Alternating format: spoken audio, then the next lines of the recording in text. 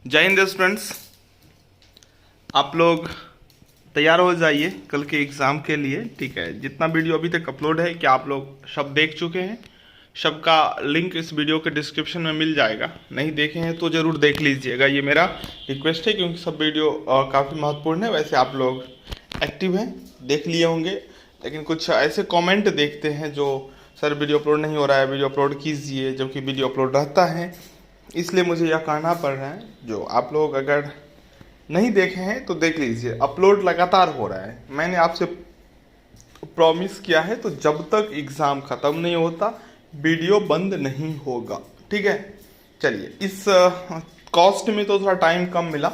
आगे जो भी एग्ज़ाम है, जैसे टैक्स है, ऑडिटिंग है, उसमें अच्छा खासा टाइम है, उसमें और अच्छा से प्रिपरेशन होगा। ठीक है, चलिए, तो अभी हम जो क्वेश्चन आप लोगों को समझाने जा रहे हैं वो है प्रबंधकीय लेखांकन को परिभाषित कीजिए तथा इसकी प्रकृति एवं क्षेत्र की विवेचना। इसमें ही हम लोग देखेंगे जो प्रबंधकीय लेखांकन और लागत लेखांकन में क्या अंतर है। ठीक है, देखिए, नाम से स्पष्ट है, प्रबंधकीय मैनेजमेंट अकाउंटिंग। ठीक है, तो बहुत सिंपल से बात है, जो प्रबंध के कार्य में सहायता करता है, जो प्रबंध के कार्य में सहायता करता है उसको लिखना प्रबंधकीय लेखांकन कहलाता है। जो प्रबंध के काम में सहायता करता है उनको रिकॉर्ड करना, उनको लिखना प्रबंधकीय लेखांकन कहलाता है। ठीक है, साधारण बोलचाल में कोई भी लेखा विधि जो प्रबंध के कार्यों में सहायता हेतु आवश्यक सूचना प्रदान करती है प्रबंधकीय लेखा विधि कहलाती है।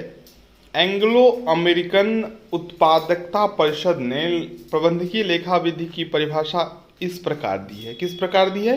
तो एक व्यावसायिक संस्था के नीति निर्धारण और दिन प्रतिदिन के संचालन में प्रबंध की सहायता हेतु लेखा सूचना का प्रस्तुतिकरण ही प्रबंधकीय लेखा विधि कहलाता है। मतलब कोई भी काम जो होता है बिना एनालिसिस का नहीं होता है। कोई भी प्लान होता है वो पास्ट के अनुभव पर ही होता है। तो प्रबंधक को सूचना प्रदान करने के लिए जो लेखा होता है उन्हें प्रबंधकीय लेखा विधि, प्रबंधकीय लेखांकन कहा जाता है। तो यहाँ पे वही बात कर रहा है, जो उक्त परिभाषा यानी कि ऊपर के जो परिभाषा है उससे स्पष्ट होता है कि प्रबंधकीय लेखा विधि लेखा सूचनाओं के प्रस्तुतिकरण से संबंधित है, न कि उनकी तैयारी से। लेखा विधि के प्रस्तुतिकरण से है। ठीक है, यहाँ पे है प्रबंधकीय लेखा विधि में इस प्रकार दो बातों पर जोर दिया जाता है। पहला, लेखा संबंधी सूचनाओं को उचित ढंग से प्रबंध के समक्ष प्रस्तुत करना। लेखा संबंधी जो भी सूचना है उनको उचित ढंग से प्रबंध के सामने प्रस्तुत करना, दिखाना सब कुछ। दूसरा, इन सूचनाओं को इस प्रकार तैयार व प्रस्तुत करना कि प्रबंधकीय क्रियाओं के संपादन में सहायता मिले। चलिए, एक रॉबर्ट एन एंथोनी के शब्दों में प्रबंधकीय लेखा विधि का संबंध लेखा सूचना से है जो कि प्रबंध के लिए उपयोगी होता है। ठीक है, बस इतना ही आप लिखिएगा। अब चलते हैं प्रबंधकीय लेखा विधि की प्रकृति या विशेषता के तरफ। ठीक है, प्रबंधकीय लेखा विधि की प्रकृति मूलतः लेखांकन सूचनाओं के संकलन, विश्लेषण व संवहन से संबंधित होता है। तथ्यों को हमेशा संकलन व सापेक्षिक विश्लेषण द्वारा अंकों में प्राप्त किया जाता है। चलिए, इस रूप में प्रबंधकीय लेखा विधि एक विज्ञान है, परंतु इसमें कुछ सीमा तक मानवीय निर्णयन व भावना भी निहित होती है। प्रबंधकीय लेखा विधि मुख्य रूप से क्या है? विज्ञान है, वो तथ्य प्रस्तुत करता है। ठीक है, लेकिन इसको मानवीय भावना से अलग आप नहीं कर सकते हैं। प्रबंधकीय लेखा विधि की निम्न विशेषण है। पहला, लेखांकन सेवा, अकाउंटिंग सर्विस। देखिए, प्रबंधकीय लेखा विधि क्या होता है? प्रबंध के प्रति एक लेखांकन सेवा है। अब लेखांकन सेवा क्यों है, किस प्रकार है? तो इस सेवा के अंतर्गत संस्था की नीतियों के निर्धारण व विवेकपूर्ण निर्णय लेने के लिए इच्छित आवश्यक सूचनाएं प्रबंध को तत्काल उपलब्ध कराई जाती है। ये सूचनाएं वित्तीय और गैर वित्तीय दोनों प्रकार की हो सकती है। देखिए, लेखांकन सेवा कहने का मतलब है जो मैनेजमेंट कोई भी निर्णय लेता है तो निर्णय लेने के लिए ये तो नहीं होता है सीधे ABCD है, एक को सेलेक्ट कर लो भगवान भरोसे, तो उनको तथ्य चाहिए। ये तथ्य प्रस्तुत करता है प्रबंधकीय लेखा विधि। ठीक है, आगे है समन्वित पद्धति, इंटीग्रेटेड सिस्टम। प्रबंधकीय लेखा विधि एक समन्वित पद्धति है। लागत लेखा विधि, वित्तीय लेखा विधि, नियंत्रण लेखा विधि, वित्तीय नीति आदि रीतियों का प्रयोग अर्थशास्त्र, विधि शास्त्र, व्यवसायिक संनियम आदि में इसका क्या होता है, व्यवहारिक ज्ञान के साथ करने पर प्रबंधकीय लेखा विधि की समुचित रूपरेखा सामने आ सकती है। परंतु प्रबंधकीय लेखा विधि की प्रकृति हमेशा सूचनाओं के संकलन, विश्लेषण व संवहन से ही संबंधित होती है। भविष्य पर जोर, इनका जो आपको बार बार समझा रहे हैं, जो कोई भी निर्णय जो होता है आपको पता भी होगा जो फ्यूचर के लिए होता है, प्लान जो होता है वो फ्यूचर के लिए होता है, लेकिन जो बेस्ड होता है वो पास्ट पे होता है। तो हम कह सकते हैं जो यह भविष्य की तरफ दिखाता है, भविष्य पर जोर देता है। ठीक है, चलिए तो अगले पॉइंट की तरफ चलते हैं। ये चुनाव पर आधारित होता है। चुनाव, जितना उसके पास विकल्प होता है उस विकल्प में सर्वोत्तम विकल्प का चुनाव करवाता है ये प्रबंधकीय लेखा विधि। अब यहाँ पे देखिए, प्रबंधकीय लेखा विधि का चौथा लक्षण यह है कि यह विधि चुनाव पर आधारित होती है। किसी भी प्रबंधकीय समस्या से संबंधित वैकल्पिक समान प्रकृति के साधनों या योजनाओं को सामने रखकर उनका तुलनात्मक अध्ययन किया जाता है और सर्वोत्तम एवं सबसे लाभप्रद योजना का चुनाव किया जाता है। यह सभी काम प्रबंधकीय लेखा विधि के बाद ही हो सकता है।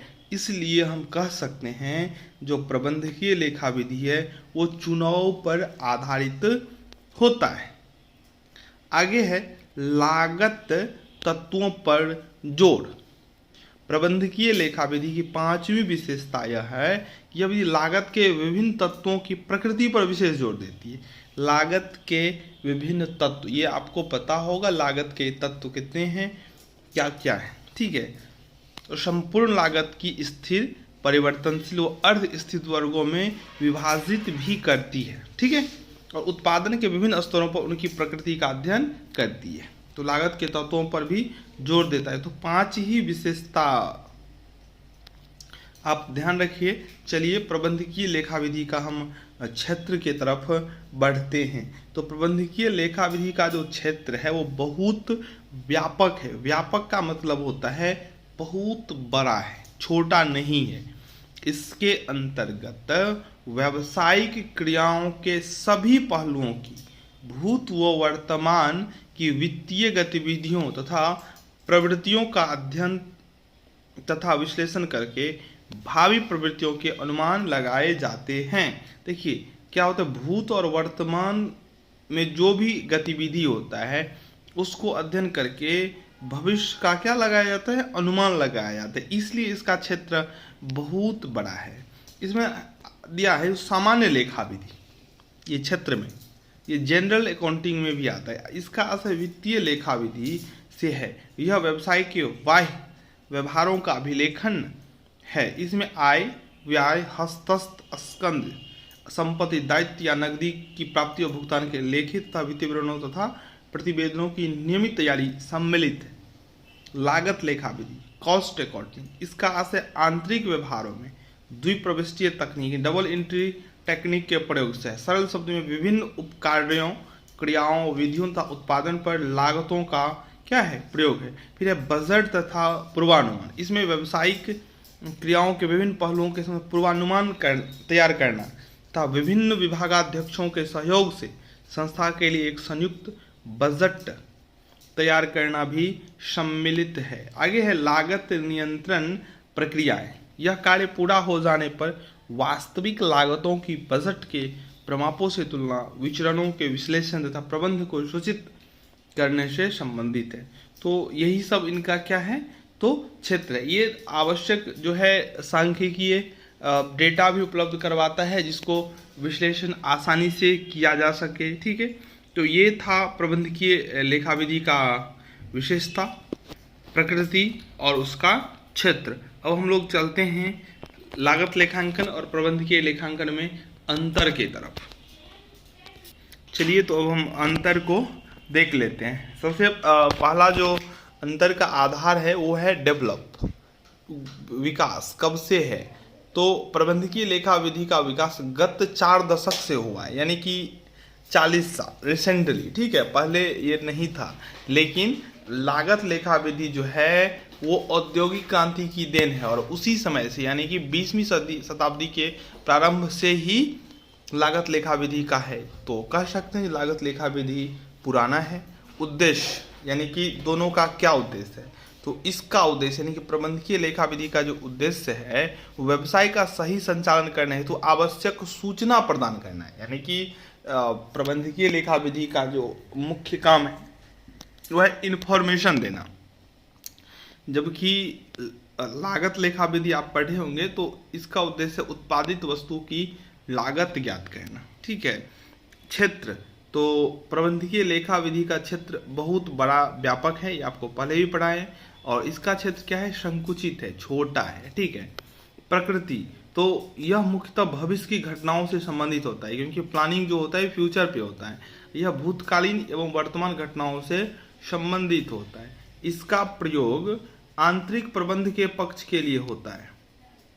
इसका मतलब प्रबंधकीय लेखा विधि, और इसका जो है आंतरिक और बाह्य दोनों के लिए होता है। इसमें सभी प्रकार की घटनाओं का लेखांकन होता है, जबकि इसमें केवल मौद्रिक घटनाओं का ही लेखांकन होता है। तो ये था प्रबंधकीय लेखा विधि और लागत लेखा विधि का अंतर।